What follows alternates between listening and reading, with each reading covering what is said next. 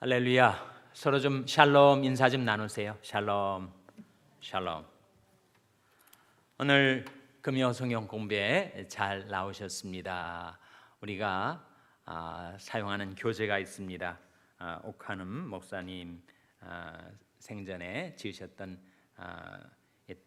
다락방 시리즈 중에 사도행전 공과인데, 교재 없으신 분 한번 손 들어주세요. 교재 없으신 분. 한 분, 두 분, 세 분, 세 분? 네, 세 분 계시네요. 지금 밖에 나가면 정현수 집사님, 성인교육배 정현수 집사님이 교재를 가지고 계시거든요. 한 권에 5불입니다. 구입을 하셔야 되는데 지금 밖에 나가시면 정현수 집사님에게 교재를 구입하실 수가 있습니다. 자, 우리가 지난번 모였을 때 암송하기로 했던 말씀이 있었죠? 혹시 기억하십니까? 예? 어디예요? 사도행전 17장 11절. 아유, 정말 대단하시네요. 어떻게 그걸 다 기억하십니까? 예? 지금 얼마나 지났어요? 지금 시간이 몇 달이 지난 것 같은데 2달 지났나요? 우리가 어떻습니까? 2달쯤 지난 것 같은데 그 암송 구절을 기억을 하시는 분들은 정말 대단하십니다. 자, 사도행전 17장 11절 우리 한번 같이 낭송하겠습니다. 시작. 사도행전 17장 11절 말씀. 베레아 사람들은 데살로니가에 있는 사람보다 더 신사적이어서 간절한 마음으로 말씀을 받고 이것이 그런가 하여 날마다 성경을 상고하더니. 사도행전 17장 11절 말씀. 장절을 기억하시는 분들은 거의 반은 숙제를 해오신 것입니다. 다시 한번 우리 낭송하겠습니다. 시작. 사도행전 17장 11절 말씀. 베레아 사람들은 데살로니가에 있는 사람보다 더 신사적이어서 간절한 마음으로 말씀을 받고 이것이 그런가 하여 날마다 성경을 상고하더니. 사도행전 17장 11절 말씀. 거기에 신사적이란 말이 뭐예요? 베레아 사람들은 데살로니가에 있는 사람보다 더 신사적이었다. 신사적이란 말을 영어 성경을 참고로 해서 보시면 크게 두 가지로 신사적이란 말을 표현을 하고 있습니다. 하나는 노블이라는 단어를 써요. 노블. 또 다른 하나는 receptive. 노블이란 말은 고상한, 고명한 그런 뜻이죠. 이사야 32장 8절에 보시면 고명한 사람들은 고명한 일을 생각하기 때문에, 고명한 일을 도모하기 때문에 그들은 고명한 일에 서리라, 그런 말씀이 나옵니다. 그러니까 이 베레아 사람들은 데살로니가 사람보다 아주 고귀하고 고상한, 고명한 그런 마음을 가진 사람들이었다. 또 리셉티브라는 말은 무슨 뜻이죠? 수용적인, 잘 받아들이는 그런 뜻이죠. 그러니까 베레아 사람들은 데살로니가 사람들보다 훨씬 그 마음이 열려 있고 그 말씀을 잘 받아들이는 그런 수용성이 있는 사람들이었다. 그렇게 번역을 하고 있어요. 그래서 우리도 하나님의 말씀을 배울 때 정말 이런 마음이 필요합니다. open-mindedness, 마음이 열려 있고 또 정말 하나님의 말씀을 배우고 익혀서 그 말씀 따라 살고자 하는 고상한 마음, 고명한 지성을 지니고 그 말씀에 대하여 항상 수용성이 있는 그 말씀을 정말 하나님의 말씀으로 여기고 받아들이는 그런 마음가짐이 중요하다. 베레아 사람들은 이런 마음을 가지고 성경을 날마다 상고하였다. 상고하였다는 말은 자세히 생각했다, 자세히 고찰했다, 또는 영어 성경에서는 examine이라는 단어를 쓰는데 말씀을 조사하고 검토했다 그런 뜻이죠. 우리도 정말 한 구절 한 구절 그 말씀을 상고하고 연구하는 자세가 필요합니다. 자, 두 지명이 나왔는데 베레아는 뭐고 데살로니가는 뭔가 한번 우리 방송실에서 지도를 한번 띄워주시기 바랍니다.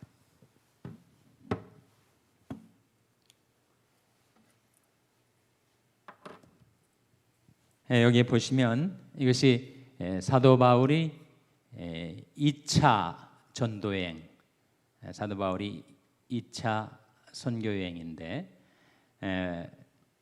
안디옥 교회에서 출발한 사도 바울이 이 행로를 쭉 보여주고 있습니다.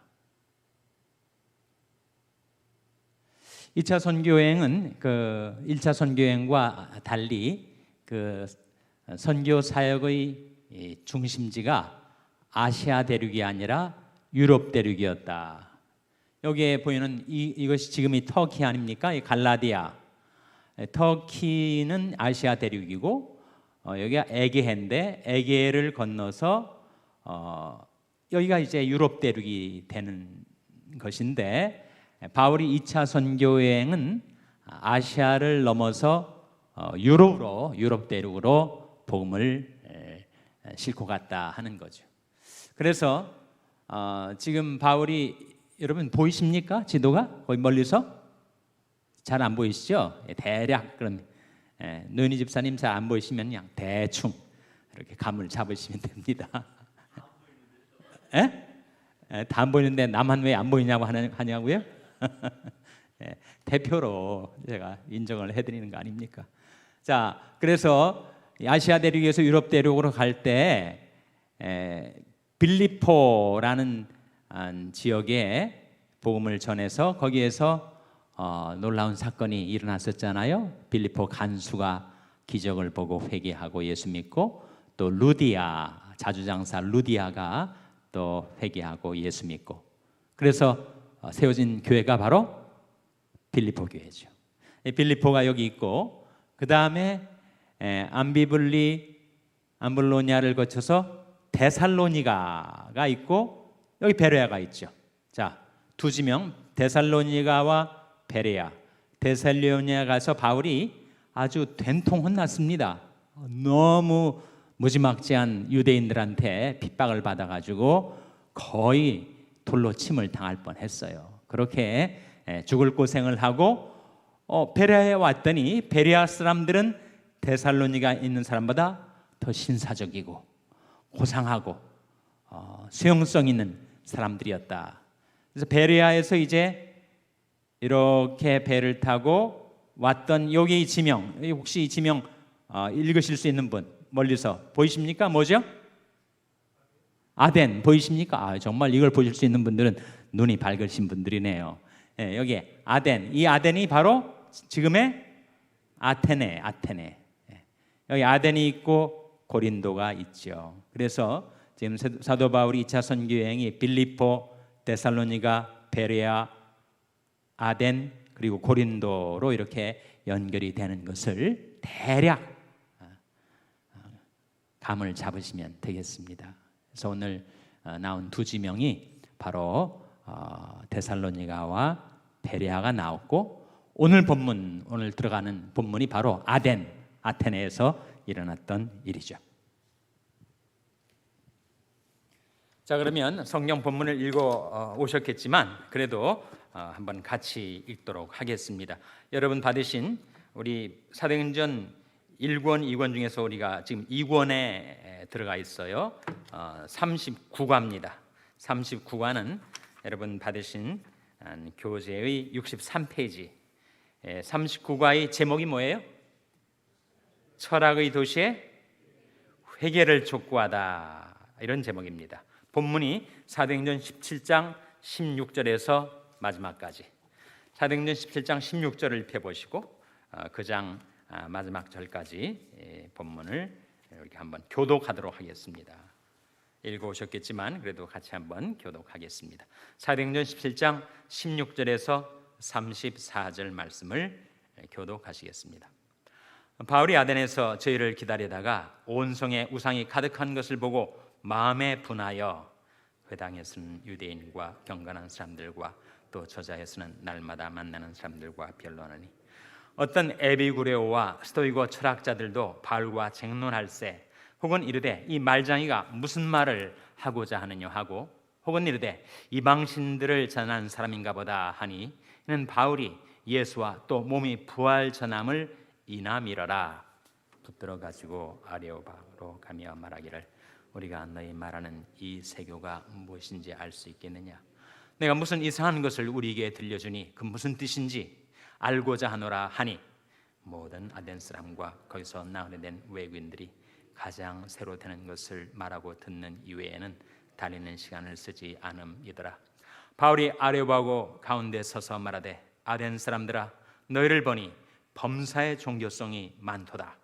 내가 두루다니며 너희 위하는 것을 보다가 알지 못하는 신에게라고 새긴 단도 보았으니 그런즉 너희가 알지 못하고 위하는 그것을 내가 너에게 알게 하리라. 우주와 그 가운데 있는 만유를 지으신 신께서는 천지의 주제시니 손으로 지은 전에 계시지 아니하시고 또 무엇이 부족한 것처럼 사람이 손으로 섬김을 받으시는 것이 아니니 이는 만민에게 생명과 호흡과 만물을 친히 주시는 자이심이라.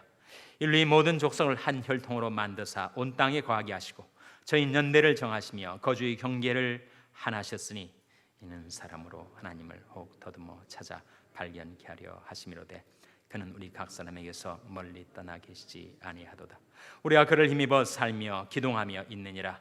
너희 시인 중에도 어떤 사람들이 말과 같이 우리가 그의 소생이라 하니 이와 같이 신이 소생이 되었은즉 신을 금이나 은이나 돌에다 사람이 기술과 관으로 새긴 것들과 같이 여길 것이 아니라. 알지 못하던 시대에는 하나님이 허물치 아니하셨거니와 이제는 어딘지 사람을 다 명하사 회개하라 하셨으니 이는 정하신 사람으로 하여금 천하를 공의로 심판할 날을 작정하시고 이에 저를 죽은 자 가운데서 다시 살리신 것으로 모든 사람에게 믿을 만한 증거를 주셨음이니라 하니라. 저희가 죽은 자의 부활을 듣고 혹은 기롱도 하고 혹은 일에 대하여 내 말을 다시 듣겠다 하니 이에 바울이 저희 가운데서 떠나며 다 같이 읽으시겠습니다. 몇 사람이 그를 친하여 믿으니 그중 아레오보 관원 디오누시오와 다말이라 하는 여자와 또 다른 사람들도 있었더라. 아멘. 이것이 본문입니다. 우리 질문 하나씩 함께 대답을 해 나가도록 하겠습니다. 65페이지를 봐주세요. 65페이지 1번 질문. 아덴은 헬라 문화를 꽃피게 했던 그리스도의 수도 아테네를 말한다.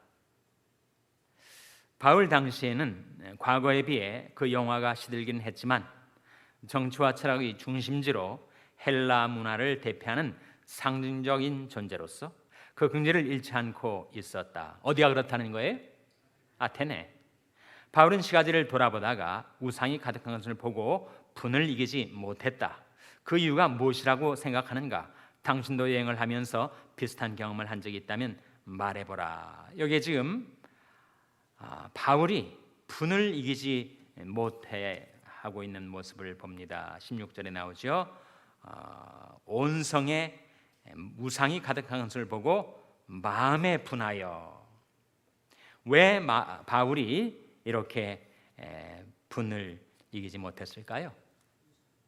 그래서 바로 우상 숭배 때문이죠. 우상 숭배. 사시고 참되신 유일하신 하나님 대신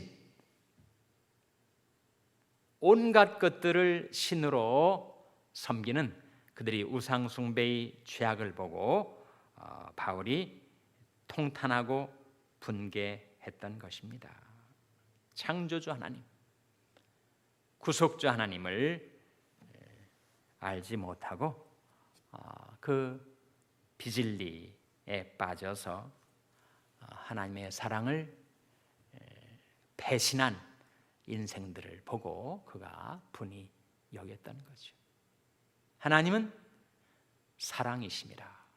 하나님이 우리에게 그 사랑을 베푸셔서 이렇게 평강과 축복을 받아 살아가면서도 그 하나님을 모르고 대신 다른 우상을 숭배하는 것을 보고 바울이 분노하는 거예요. 여러분, 그 분노가 잘 이해가 안 되시면 하나님이 우리를 얼마나 사랑하셔서 이렇게 말씀하시지 않습니까? 내가 내게 장가들어 영원히 살되 의와 공변됨과 은총과 긍휼이 여김으로 내게 장가들며 진실함으로 내게 장가들리니 내가 여호와를 알리라. 하나님과 우리와의 그 사랑의 관계, 그 사랑을 배신한 인생들을 보고 바울이 분개했다는 거죠. 그리고 남편과 아내 사이에 부정이 섞여가지고 아내가 남편을 버리고 다른 남자와 놀아나면 그것을 보고 분노하지 않을 남편이 세상에 어디 있겠어요? 그런 분노가 바울에게 있었다는 것입니다. 2번 분을 참지 못한 바울은 어떻게 했는가? 그리고 그 내용의 핵심은 무엇인가? 그러니까 분이라는 것 자체가 죄는 아니죠. 그렇죠? 분이 죄는 아니에요. 지금 사도 바울이 분노에 찼지만 그것이 죄는 아닙니다. 의분이라는 것이 있으니까, 거룩한 분노라는 것도 있으니까 분노 자체가 죄는 아니에요. 그렇지만 분을 내면 죄짓기 쉽습니다. 에베소 5장 26절 말씀 한번 찾아보세요. 에베소 4장 26절 한번 찾아보세요. 에베소 4장 26절. 에베소 4장 26절 말씀을 찾아서 우리 한번 같이 읽겠습니다. 신약성경 314면 에베소 4장 26절 말씀 찾으셨어요? 자, 같이 읽겠습니다. 시작. 분을 내어도 죄를 짓지 말며 해가 지도록 분을 품지 말고. 여기에 분을 내어도 죄를 짓지 말라라는 말씀은 분 자체가 죄는 아니다. 그러나 분을 내면 죄짓기 십상이다. 이성적으로 자기 감정을 통제하지 못한 상태에서 그 분노가 폭발할 때, 그때 통제력을 상실한 그 분노의 감정이 나를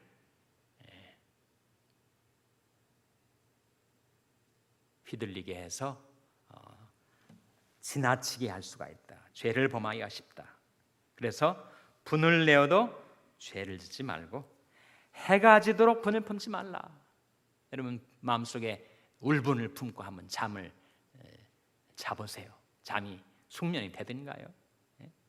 자다가 깨다가 자다가 깨다가. 하나님께서 해가 지도록 분을 품지 말라. 분을 품고 그 밤을 지새지 말라. 우리 영혼과 육신에 얼마나 해롭겠습니까? 우리를 사랑하신 하나님께서 우리를 위해서 이르시는 말씀이 분을 내어도 죄를 짓지 말고 해가 지도록 분을 품지 말고. 부부싸움을 해도 그 밤에 잠들기 전에 다 풀고 그 분노가 내 마음속 또 내 몸속을 돌아다니면서 온갖 해코지를 못하도록 분노를 품면, 분노는 불이기 때문에 화라고 하지 않습니까? 불덩이가 계속 내 영혼과 육신을 여기저기 다니면서 다 망가뜨려 놓지 않도록 빨리 그 분노를 뽑아내라. 내 스스로 잘 안 되니까 기도해라. 백성들아 시시로 저를 의지하고 그 앞에 마음을 토하라.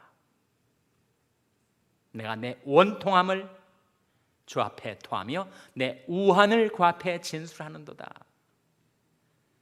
분노가 장기화되면 뭐가 되죠? 의학적으로 한국말인데 의학적인 용어가 된 것이 하나 있다고 해요. 이시영 박사는 자기가 세운 공로 중에 하나라고 하는데 실제로 그런지는 모르겠습니다. 뭐 그럴 수 있겠죠. 그 마음속에 화가 오래 있어가지고 그것이 뭐가 되죠? 이게 된답니다. 이게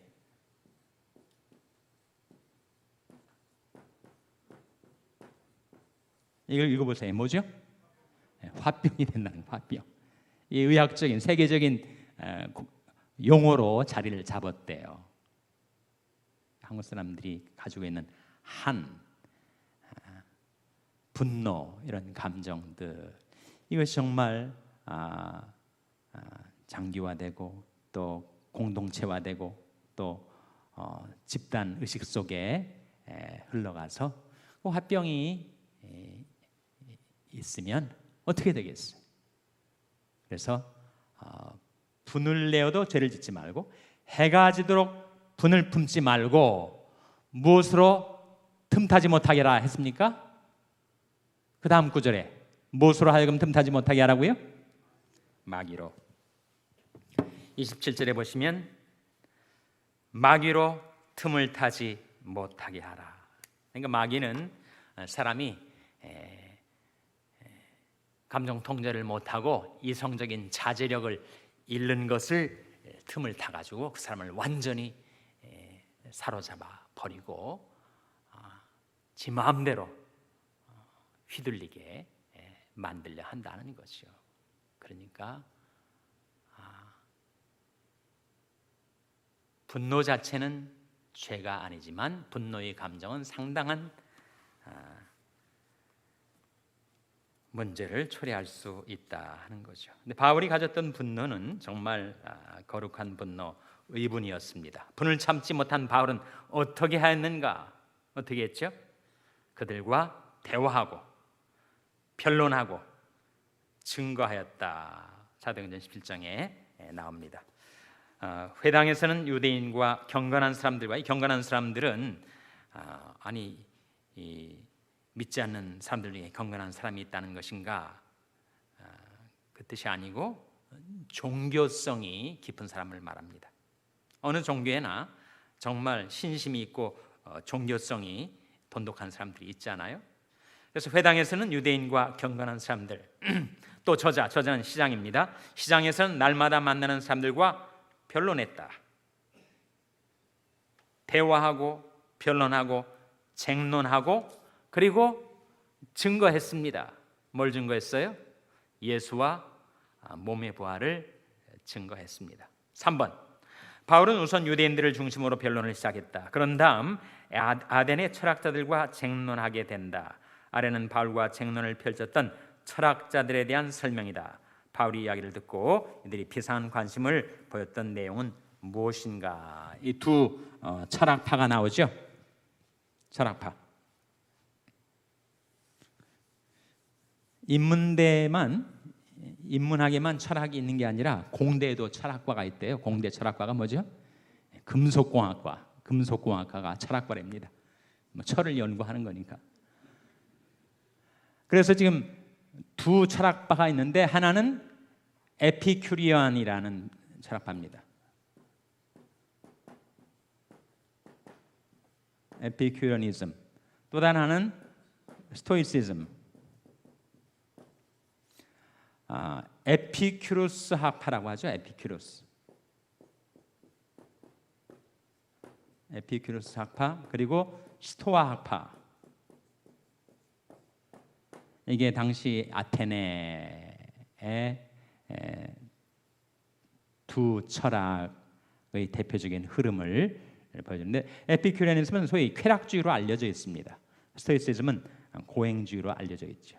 그러니까 둘 다 어떤 종교적인 이상을 추구하는 데 있어서 에피큐로스 학파는 마음의 평정, 인간의 행복, 쾌락을 추구하는 학파였고, 스토이시즘은 어떤 면에서는 불교처럼 금욕적이고 고행적이고 세상에 끊임없이 일어나는 온갖 일들에 휘둘리지 말고 그것을 다 꿋꿋이 참아내는 것이 인생의 의미다, 이렇게 믿었던 두학파입니다. 우리 교재에 좀 설명을 해주고 있어요. 그 다음 페이지 66페이지에 보시면 참고로 에피쿠로스 학파는 스토아 학파와 함께 당대 헬라 철학을 대표하고 있었다.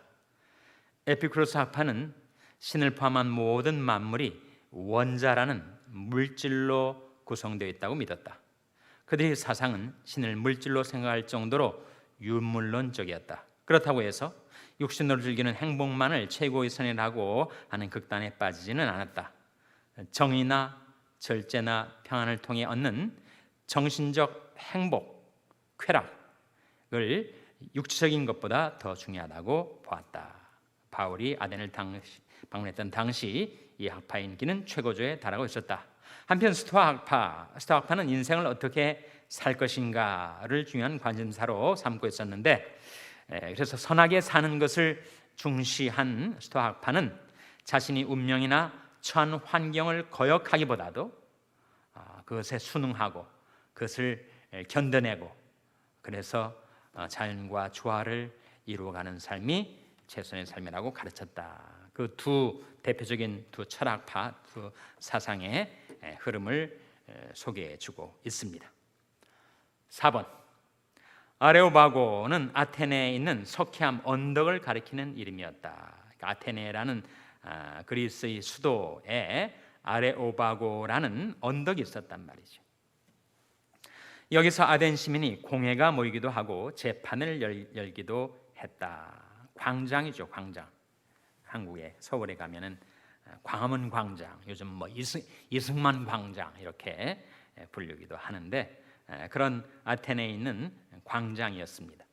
이곳에서 바울은 철학자들을 상대로 설교를 시작하며 매우 지혜롭게 말문을 열고 있다. 사람들이 관심거리를 먼저 이야기하여 그들이 귀를 기울이도록 만든 것이다. 무엇을 보고 알 수 있어요? 22절 23절 한번 같이 읽겠습니다. 22절 23절 말씀, 사도행전 17장 22절 23절 말씀입니다. 시작.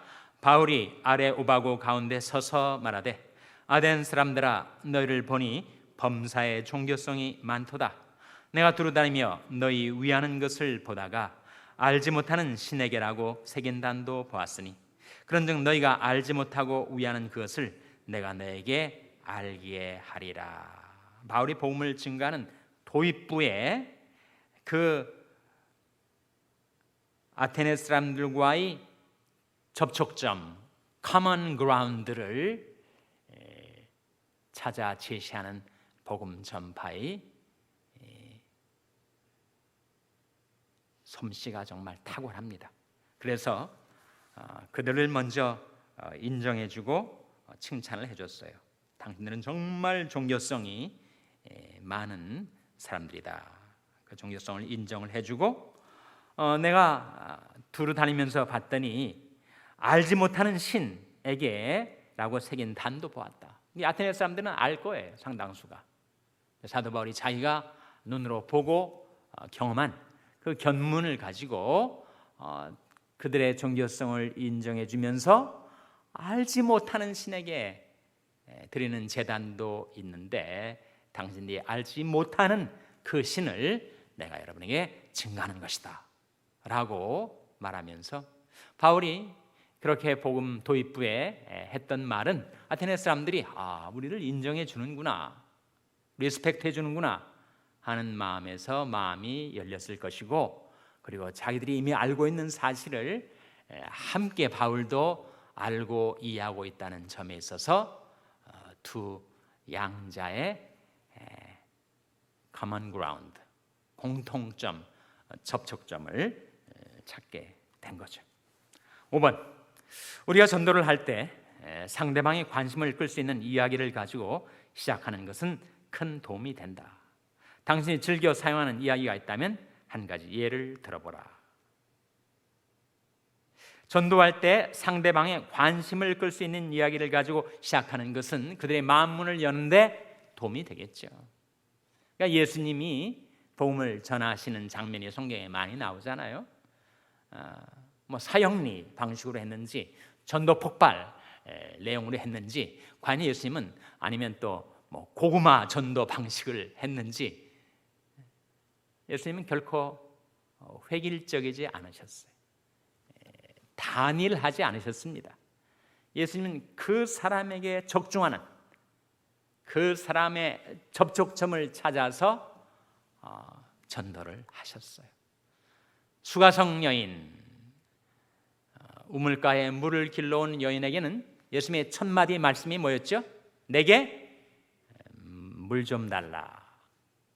그러니까 우물가에서 물이라는 공통의 관심사를 가지고 대화를 시작하셨습니다. 니고데모 같은 종교인에게는, 정말 종교의식으로 자기의로 굳어져 있던 사람에게는 예수님께서 첫 마디 말씀이 뭐예요? 내가 거듭나야 하리라. 삭개오 집안에 와서는, 삭개오야 내가 네 집에 들어가겠다.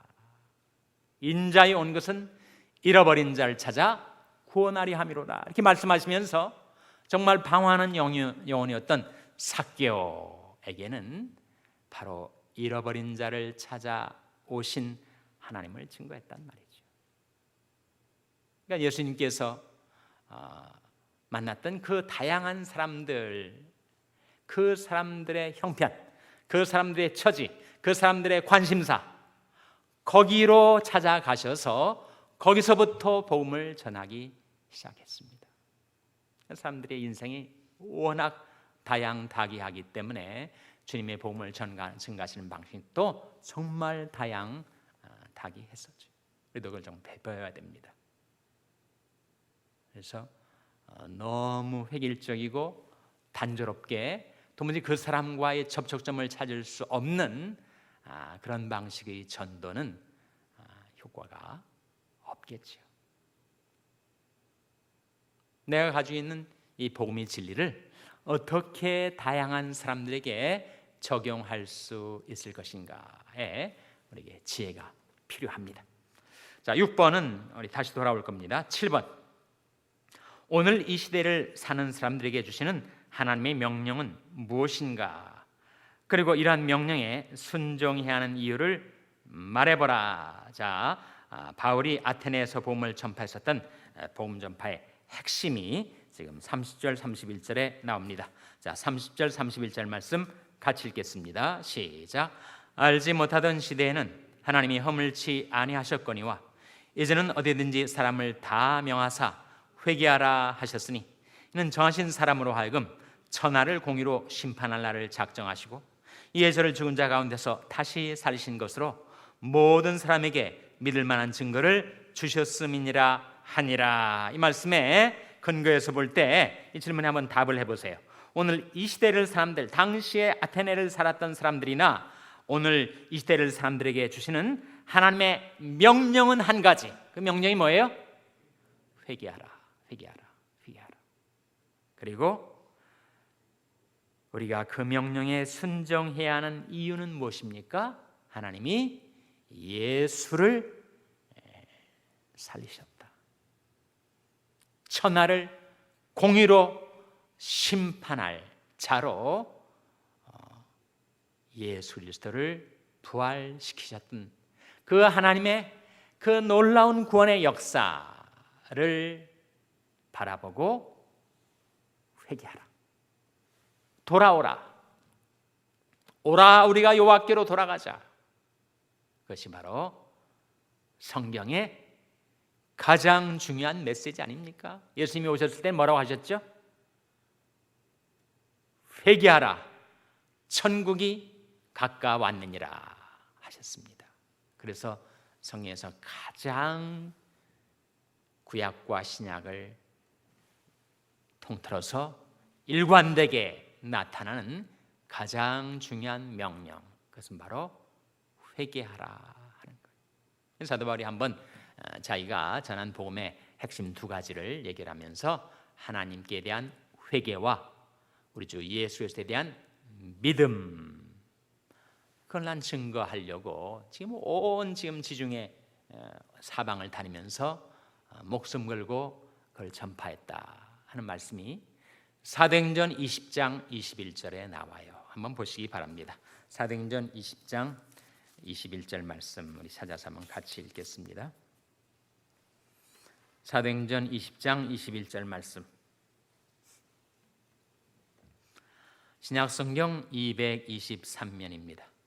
사도행전 20장 21절 말씀 같이 읽겠습니다. 시작. 유대인과 헬라인들에게 하나님께 대한 회개와 우리 주 예수 그리스도께 대한 믿음을 증거하는 것이라. 이 두 가지를 증거하였다. 두 가지가 뭐예요? 하나님께 대한 회개, 우리 주 예수 그리스도에 대한 믿음. 인간이 어떻게 구원을 받는 거예요? 하나님께로 돌이켜서 예수 그리스도를 믿을 때 인간이 구원을 받죠. 그래서 복음의 핵심, 우리가 어떻게 하나님이 마련해 놓으신 구원을 내가 받게 되는가, 회개와 믿음으로 받는 것인데, 바로 지금 아테네에서 사도 바울이 담대하게 회개의 메시지를 전한 것입니다. 바울의 설교를 들은 사람들의 반응 네 가지: 기롱, 관심, 결신, 헌신. 그게 나오죠. 기롱하는 사람, 조롱하는, 무슨 그런 죽은 자가 살아난다는 말인가. 헬라인들에게 가장 어려운 것이, 그것이 걸림돌이 된 것이 바로 이 부활의 메시지입니다.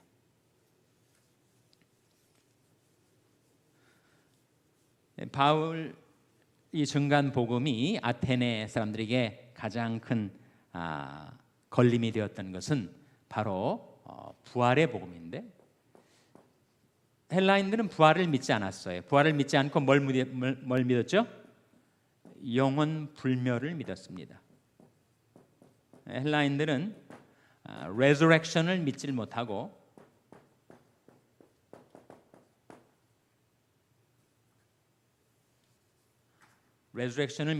그들은 immortality를 믿었습니다.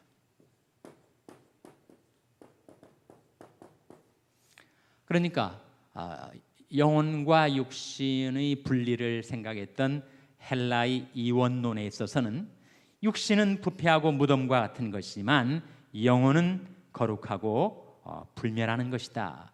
영혼 불멸까지는 믿었지만 부활은 믿지 못했어요. 부활은. 그러니까 바울이 전했던, 헬라에서 전했던, 아테네에서 전했던 복음의 가장 큰 걸림돌은 바로 부활의 복음이었습니다. 영혼의 부활을 말하는가? 희한하게도 오늘날도 이원론의 후예들이 있습니다. 통일교도나 여호와의 증인이나 이단 종파들은 희한하게도 영혼 불멸에 대해서 이렇게 이해를 해요. 예수님이 십자가에 죽으신 것은 맞지만 예수님이 몸이 부활한 것은 아니고 뭐가 부활했다고요? 영혼이 부활했다, 이렇게 그들은 주장을 합니다. 거기에 대해서 사도행전 17장 18절 오늘 본문 말씀은 영혼의 부활을 말하는 것인가, 바울이 증거한 것이. 17장 18절 한번 같이 읽겠습니다. 사도행전 17장 18절 말씀 오늘 본문입니다. 사도행전 17장 18절 말씀 같이 읽겠습니다. 시작. 어떤 에비구레오와 스토이고 철학자들도 바울과 쟁론할세, 혹은 이르되 이 말자니가 무슨 말을 하고자 하느냐 하고, 혹은 이르되 이방신들을 전하는 사람인가 보다 하니, 이는 바울이 예수와 또 몸의 부활을 전함이나미더라. 바울이 예수와 또 뭘 전했다고요? 영혼의 부활이 아니라 몸의 부활 전함을 이남이러라. 32절에서도 저희가 죽은 자의 부활을 듣고, 혹은 기롱도 하고, 그리고 다시 듣겠다 관심도 표명하고, 또 실제로 믿은 사람도 있고, 그리고 헌신적으로 바울을 따르는 사람들도 있었던 것이 그 사람들의 네 가지 반응이었습니다. 자, 9번 질문. 다른 도시에 비해 아테네에서의 선교는 큰 성과가 없었던 것 같다. 본래 바울은 그곳에서 복음을 전할 계획을 가지고 있지 않았는데 사정이 바뀌어 잠깐 방문했기 때문에 그랬을지도 모른다. 어떤 사람은 바울의 설교가 철학자들을 의식해서 복음보다 철학적인 이야기를 많이 하다가 실패했다는 주장을 하기도 한다. 그러나 우리가 열매를 가지고 전도의 성공 여부를 판단하는 것은 바람직하지 않다고 생각한다. 당신의 생각은 어떠한가? 이런 아테네에서의 바울의 복음 전파가 성공한 것입니까? 실패한 것입니까? 그 성공과 실패를 회심자, 결신자들의 수로 카운트할 수는 없다는 거죠. 어떤 사람들은 정말 그렇게 생각을 해요. 너무 바울이 철학 사상을 가지고 복음을 전하다가 정말 복음의 핵심을 뚜렷하게 전하지 못해가지고 이렇게 결과를 떠안게 되었다, 그렇게 말하는 사람도 있지만, 우리가 그 내용을 보면 사도 바울은 분명히 예수 그리스도의 부활을 증거했고 회개하라는 메시지를 선포했고, 그리고 하나님이 어떤 하나님인가에 대한 사시고 참되신 유일하신 하나님에 대한 확실한 증거를 했으니, 바울 복음 증거가 실패한 것은 아니고 그것은 너무 사변적인 철학에 찌들어 있었던 그 회중들, 청중들이 문제지 전도자의 문제는 아니었다. 똑같은 복음을 전해도 그 복음을 받아들이는 사람이 어떠한 처지에 있는가, 어떤 상태에 있는가에 따라서 결과는 달라져요. 그것은 바울이 문제가 아니라 청중들이 문제. 우상숭배와 온갖 철학 사상에 물들어 있었던 그들이 끝내 복음에 대해서 다른 지역에처럼 반응을 하지 못한 것이 이유지, 바울 복음 전파의 문제를 찾는 것은 잘못된 해석이라고 할 수 있습니다. 자, 거기까지 하고 우리 이제 함께 6번 질문을 보도록 하겠습니다. 6번. 바울이 전하는 하나님은 어떤 분이신가? 그리고 바울이 이야기 중 당신이 일상생활을 하면서 가장 많이 그리고 확실하게 체험한 하나님은 어떤 하나님이신가? 먼저 바울이 전한 하나님은 어떤 하나님이죠? 24절에서 28절에 나오지 않습니까? 자, 24절에서 28절 말씀 한번 같이 읽겠습니다. 24절에서 28절, 바울이 어떤 하나님을 증거했는가? 같이 읽겠습니다. 시작.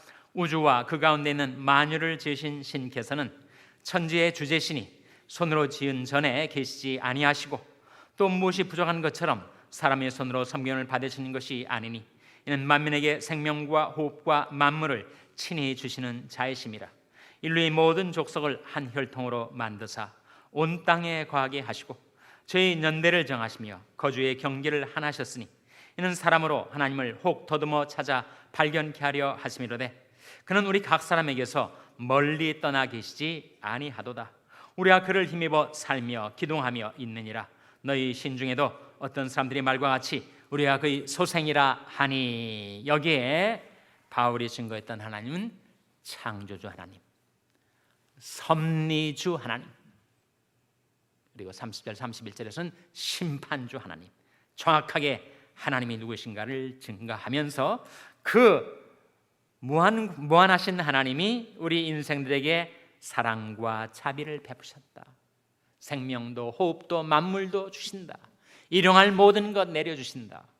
하나님의 신실과 인자를 증거하고, 그리고 우리에게 호흡을 주시고 우리가 그 하나님을 의지하여 힘입어 기동하며 살아가고 있는 그 무소부재하신 하나님, 멀리 우리에게서 멀리 떠나 계시지 아니하시는 하나님을 바울은 증거했습니다. 자, 이 시간에는 한 10분 정도 남았는데 제가 여러분에게 질문을 드리겠습니다. 당신이 일상생활을 하면서 가장 많이 그리고 확실하게 체험한 하나님은 어떤 하나님이신가? 제가 질문을 드렸으니까 대답을 하셔야 되지 않겠습니까? 여러분이 거기 앉아서 대답을 하시면 제가 잘 못 듣기 때문에 제가 좀 내려가겠습니다. 우리 이종훈 장로님이 한번 스타트를 끊어주시기 바랍니다.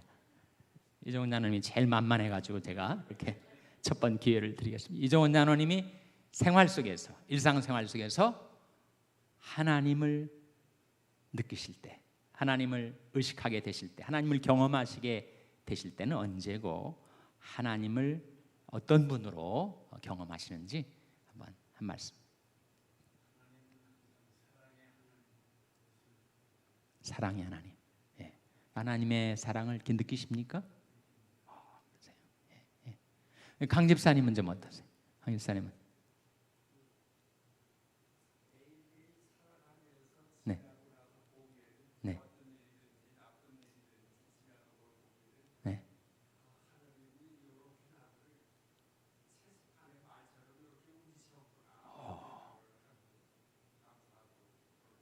지나고 나서 돌이켜 보니까 이렇게 인도해 주셨구나. 그걸 경험하십니다. 하나님이 어떤 인도하심, 하나님의 섭리에 대해서 이렇게 느끼시는, 인도해 주시고, 네, 네,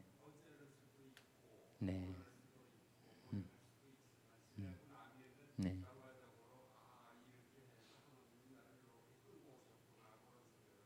그러시군요.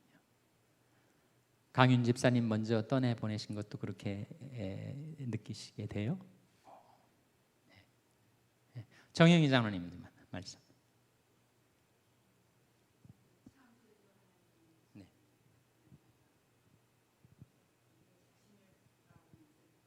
네, 네,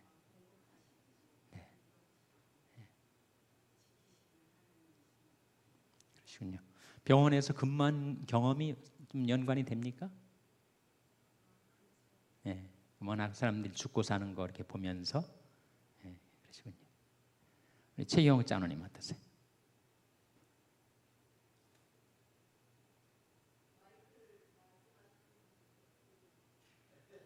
예, 다 들으실 것 같아요. 괜찮아요. 제가 들으신 대답을 잠깐 요약하겠습니다. 예. 언제 하나님을 가장 느끼세요?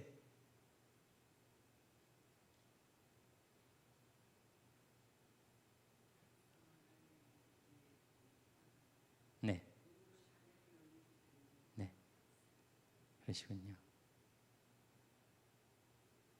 어떻게 그렇게 기도에 전념하시게 됐어요? 꾸준하게 기도 생활을 하시는 그 이유가 뭐예요? 네,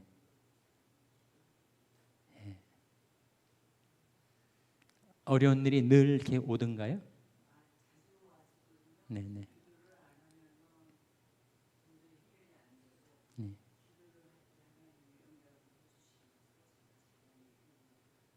네, 그렇군요. 계속 기도할 거리가 있네요. 네, 네, 그러시군요. 제가 일일이 다 여쭙진 못하고 우리 함장로님 어떻게 언제 하나님을 경험하십니까?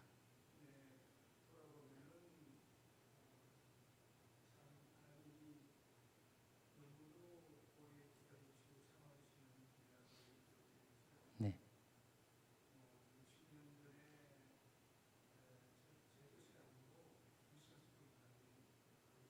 네,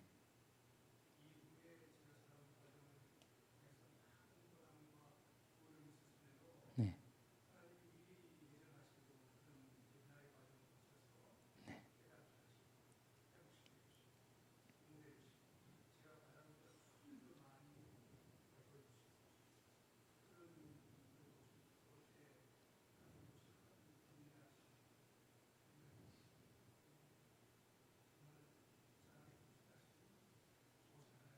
그렇군요. 미션 스쿨 중고등학교 때입니까? 아, 그러시군요.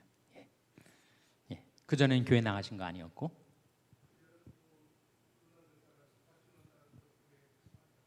네, 네.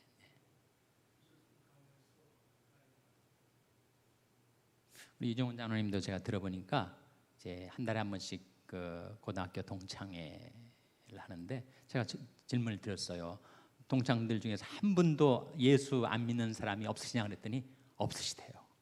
그러니까 미션 스쿨이 그 정말 효과가 있는가 이런 회론도 있지만 지나고 나서 보니까 정말 미션 스쿨이 얼마나 한 사람의 인생의 행로에서 중요한 기회인지 모르겠습니다.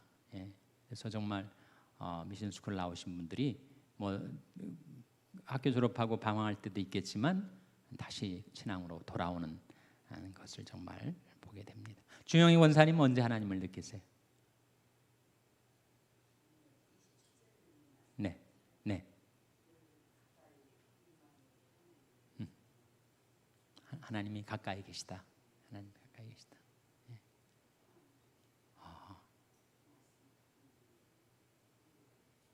그러시군요. 네, 네, 네. 주자님 동의하십니까? 네, 네, 네, 네. 만화님이 말씀하시는 거니까 다 공감을 하셔야죠.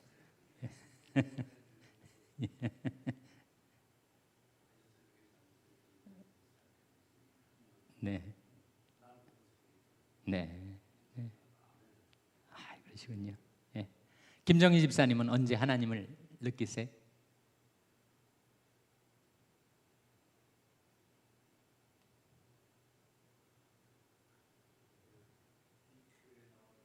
네, 네.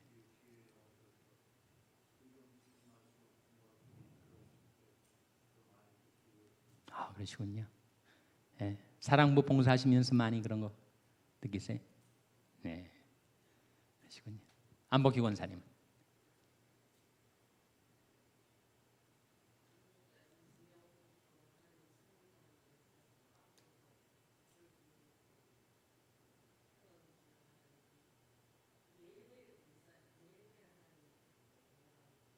그걸 느끼십니까?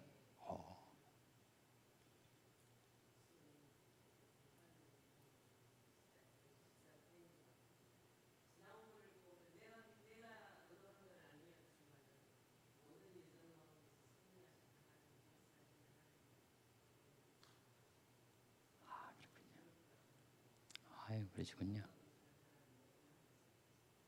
예, 마음이 든든하시겠네요. 노니 집사님은? 예, 지나간 줄 알았더니 다시 돌아왔어요. 예, 예, 예. 예.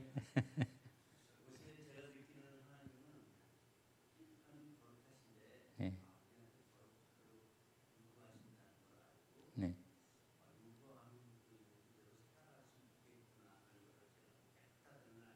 네.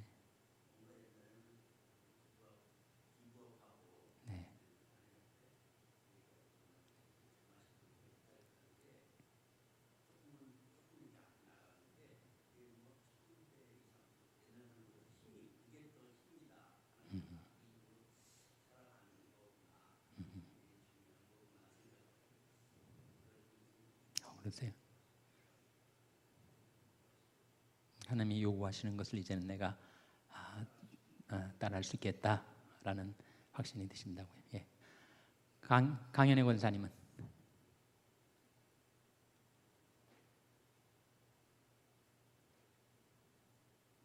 언제 하나님을 이렇게 의식하십니까?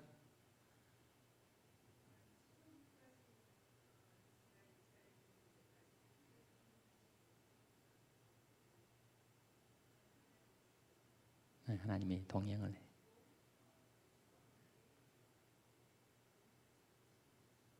네, 그렇군요.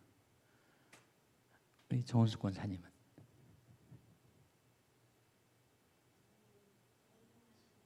네,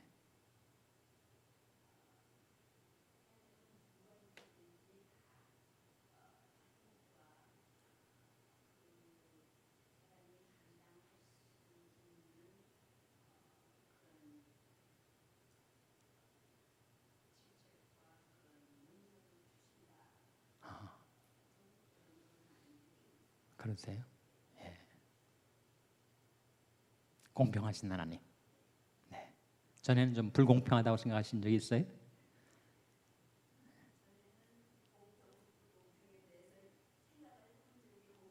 아하.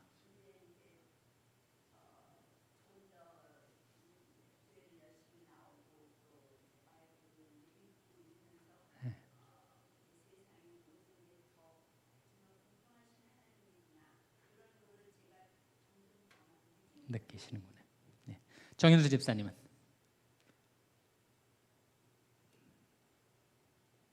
앉아 계셔도 되는데 마이크 드리겠습니다. 감사합니다. 기회 주셔서 감사합니다. 저는 예전에 참 제가 미국에 처음 왔을 때 미국에 처음 왔는데 공부하러 왔는데 돈도 없지, 영어도 못하지, 아는 사람도 없지, 유혹으로부터 완전 차단된 거예요. 그래서 제가 유혹, 그래서 이게 정말 하나님 제대로 믿어봐야 되겠다. 한국에서는 엉터리로 믿었었거든요. 근데 성경을 읽는데 말씀 중에 볼지어다 내가 문 밖에서 두드리느니 누구든지 내 음성을 듣고 내 마음문을 열면 내가 그에게로 들어가 그로 더불어 먹고 너는 나로 더불어 먹으리라. 그 말씀이 딱 해달아지는 거예요. 그래서 목사님 질문처럼 하나님 느낄 때 하나님 여기도 계시고 저쪽에도 계시고 어디나 계시는데 내 마음의 중심이 참 중요한 것 같아요. 그래서 그때는 참 이렇게 간절함이 있었는데 지금은 그 간절함이 많이 희박해졌어요. 그래서 그 첫사랑을 다시 회복하려고 굉장히 노력하고 있는데요. 어저께도 저희가 이제 보일러를 수리를 했어요. 보일러 수리를 했는데 그 전에 아무튼 에어컨을 수리했는데 갑자기 그 기술자가 와가지고 보일러가 또 고장났다는 거예요. 물이 샌다는 거예요. 그래서 와이프한테 얘기도 안 하고 바로 그냥 그건 급한 이머전시니까 수리를 했어요. 그래서 집사람이 그 많이 돈 드는 건데 왜 시간차를 두고 하지 않았냐고. 그래서 여보 그게 감사할 조건이지 어떻게 그걸 미룰 수가 있냐고. 아무튼 늘 하나님은 가까이 계시니까 제 자신 우리가 정말 내 마음을 여는 그런 마음의 태도가 중요하다고 생각합니다. 감사합니다. 네, 말씀 아주 잘해 주셨어요. 와이프한테 혼날 때 하나님을 느끼시는 모양입니다. 일일이 다 제가 그 말씀 드릴 기회는 없을 것 같고 우리 김승환 장로님 한 말씀. 언제 하나님을 좀 느끼세요?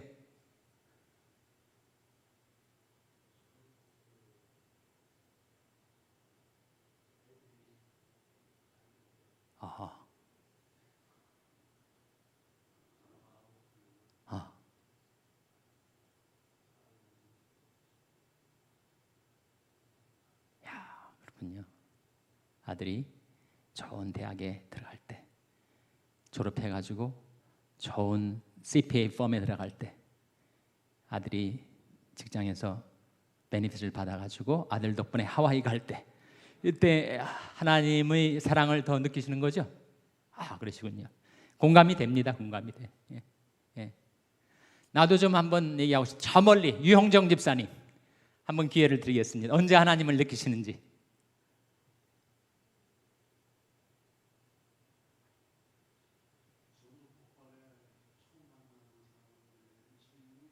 네.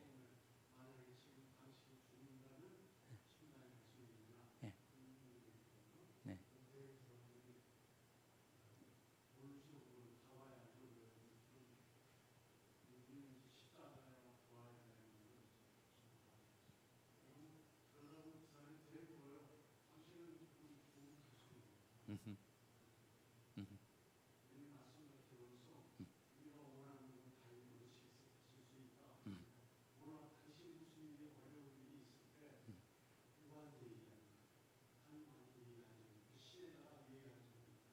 시계?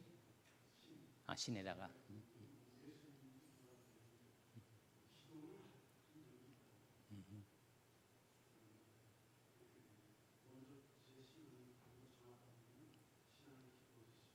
그렇군요. 남에게 하나님을 전할 때 그 하나님을 더 느끼시는군요. 할렐루야. 오늘은 제가 좀 여러분의 이야기를 듣고 싶어서 이렇게 이런 시간을 가졌는데요. 앞으로 성경 공부 우리 일주일에 한 번씩 하지만 우리 교재에 따라서 이제 말씀의 내용을 잘 우리가 서로 나누고 이해한 다음에 우리 생활의 적용을 놓고 우리 함께 대화도 나누고 또 서로 은혜도 나누는 그런 시간을 갖고자 합니다. 다음 주 암송구절 말씀드리고 마치겠습니다. 다음 주 숙제입니다. 다음 주 암송 구절은 사도행전 17장 30절입니다. 사도행전 17장 30절 말씀이 다음 주 암송 구절이 되겠습니다. 우리 기도하고 마치겠습니다.